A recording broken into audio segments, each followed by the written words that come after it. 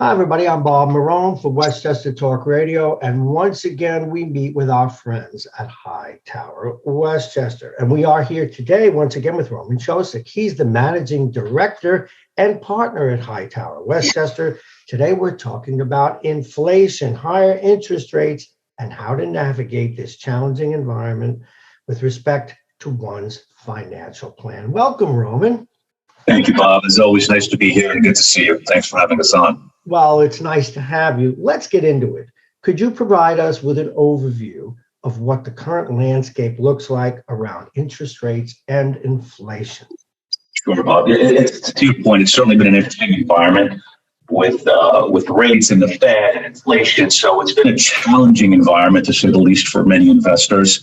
But look, ultimately, our goal within Hightower Westchester is to make sure our clients meet their overall financial goals. And financial planning is an overall important part of the process that we go through.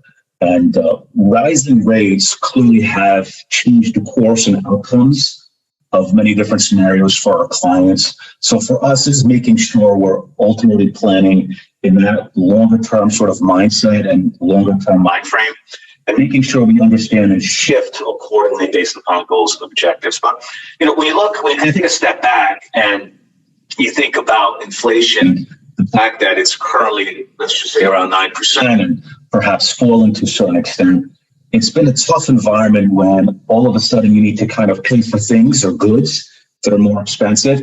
So how do we alter the plan? How do we change? How do we modify it? So it's going back to basics, budget. It's looking at all the parts into the overall plan, and it's making those adjustments per client.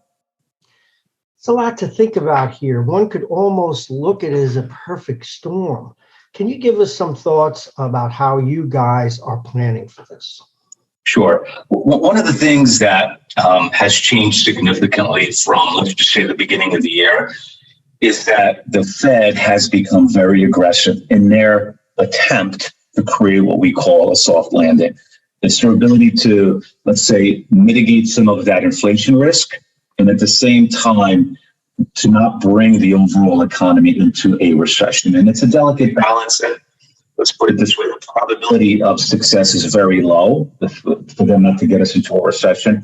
But we're hopeful. And I think if you look at the markets as of now, them being down 10, 15, 25%, even bonds are down 13% at the current rates. It's a challenging environment to look at it from that point. But so what we've taken a step back and is just to kind of understand where clients' assets are located, and particularly their cash accounts. About 6 months ago, short-term money markets or even CDs or treasury bonds were yielding practically nothing. Well, that environment has changed significantly now. Again, this is just based upon current numbers. The 3-month treasury bill or T-bill is paying about 4.3%. We're looking at the 6-month around 4.7, and the 1 year a little bit over 4.75 or so. So we tell clients, certain clients have a significant amount of assets, let's just say located at a local bank or a larger bank, and it's sitting in a savings account. And if you have $1 million or $500,000, and all of a sudden you're getting zero, well, you could get 4.5%, which is almost, I don't say guaranteed, but it certainly has the ability to have a significant amount of income, right? So $1 million, you're looking at about $50,000. So it's becoming relevant. Yields do matter. Having the ability to look at your cash and make sort of the point that you want to have those funds be invested as opposed to just sitting there, because like our philosophy is just you want to work as hard as your cash and everything else behind it. So we look at all those different variables as well, and to make sure it fits into the construct of the overall financial plan. So those things, ancillary-wise, do matter. How about retirement funds and IRA accounts? How are they? Are there opportunities there? Yeah, we've always thought that through, and I think it's opportunistic to this point. And each situation is different. I mean, what we've done is try to convert some traditional IRAs into Roth IRAs. Mm-hmm. So if all of a sudden somebody's income is less because they don't have a job, or if all of a sudden their capital gains may be less because market environment. So now all of a sudden it creates the opportunity to take an IRA, convert some money into a Roth, and pay the taxes up front. So in the example, let's say you have $100,000. Markets fall down 10% because of current conditions, and now the account's worth $90,000. Well, you could take that $90,000, pay taxes on it, say it's 30%, you're paying $27,000, convert that into a Roth, pay the taxes up front, and then once the markets tend to go up, you could then capitalize on the upside and have that money be completely tax-free. So the account goes back up to 100, 110, 120. And once you take those funds out, they become completely tax-free. So, again, this is a delicate balance for us, is understanding their particular needs. And the fact that inflation has eroded some capital is how do we make those funds work for them a little bit longer? And it's having a team and understanding their needs, talking to their accountant, and factoring in all these different variables. How about buying a home? What about the mortgage situation? How has that changed?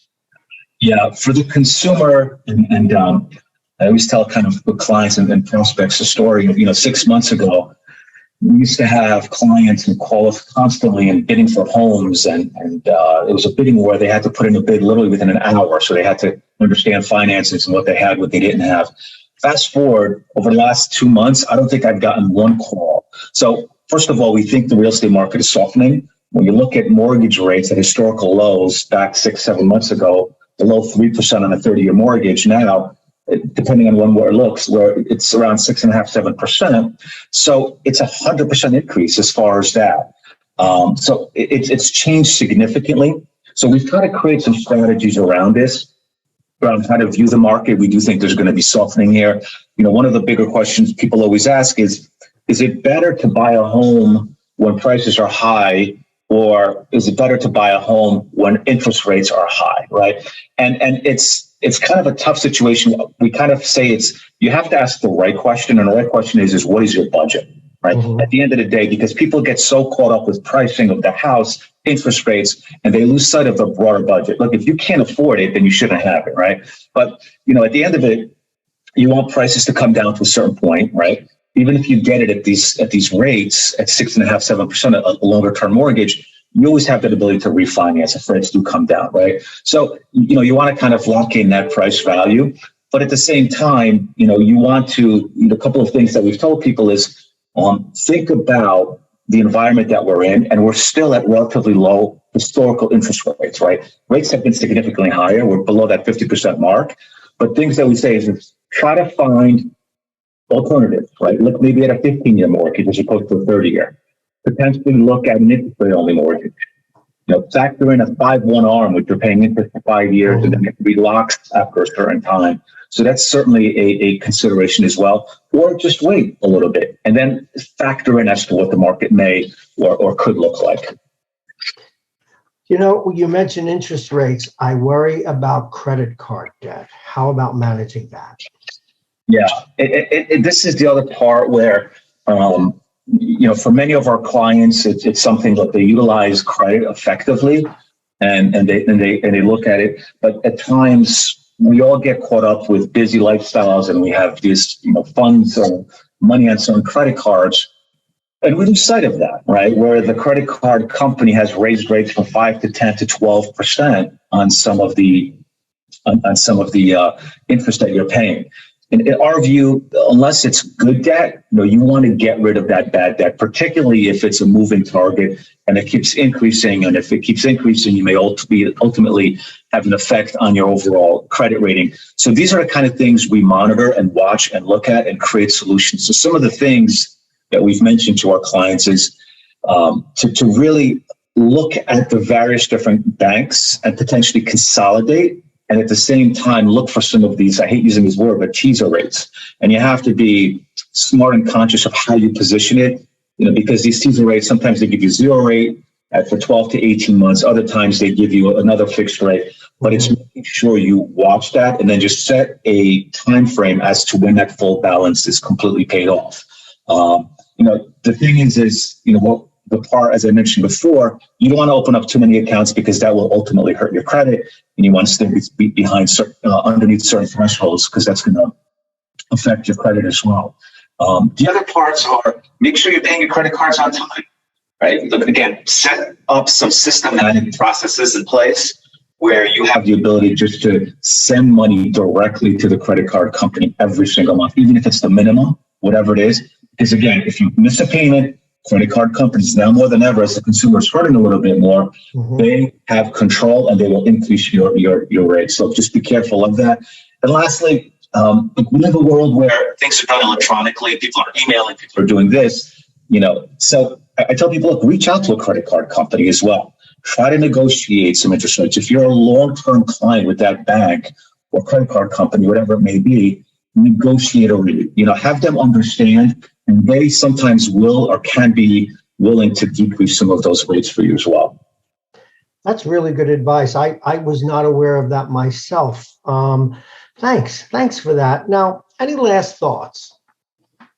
Yeah, I think this is, we all get caught up in the moment in time as to where we are. And certain people look at it as, oh my goodness, this is horrible. Whereas others say, hey, this is opportunity, right? And for us, it's being proactive and finding an advisor that can help create value in every and all circumstances and pivot accordingly. Because that's what it's ultimately about. It's about swimming to a direction where it fits your financial needs, but also understanding the macro overall picture as far as what the environment is and what it will be. And it's all about finding opportunity and providing timely advice on a constant level. Well, Roman Ciosek, once again, this has been very, very informative. Thank you for being with us on Westchester Talk Radio. Thanks, Rob. Appreciate it as always. HighTower Westchester is a group of investment professionals registered with HighTower Securities, LLC, member FINRA and SIPC, and with HighTower Advisors, LLC, a registered investment advisor with the SEC. Securities are offered through HighTower Securities, LLC. Advisory services are offered through HighTower Advisors, LLC. This is not an offer to buy or sell securities. No investment process is free of risk, and there is no guarantee that the investment process or the investment opportunities referenced herein will be profitable. Past performance is not indicative of current or future performance and is not a guarantee. The investment opportunities referenced herein may not be suitable for all investors. All data and information referenced herein are from sources believed to be reliable. Any opinions, news, research, analyses, prices, or other information contained in this research is provided as a general market commentary. It does not constitute investment advice. HighTower Westchester and HighTower shall not in any way be liable for claims and make no expressed or implied representations or warranties as to the accuracy or completeness of the data and other information, or for statements or errors contained in or omissions from the obtained data and information referenced herein. The data and information are provided as of the date referenced. Such data and information are subject to change without notice. This podcast was created for informational purposes only. The opinions expressed are solely those of HighTower Westchester and do not represent those of HighTower Advisors, LLC, or any of its affiliates. HighTower Advisors do not provide tax or legal advice. This material was not intended or written to be used or presented to any entity as tax advice or tax information. Tax laws vary based on the client's individual circumstances and can change at any time without notice. Clients are urged to consult their tax or legal advisor before establishing a retirement plan.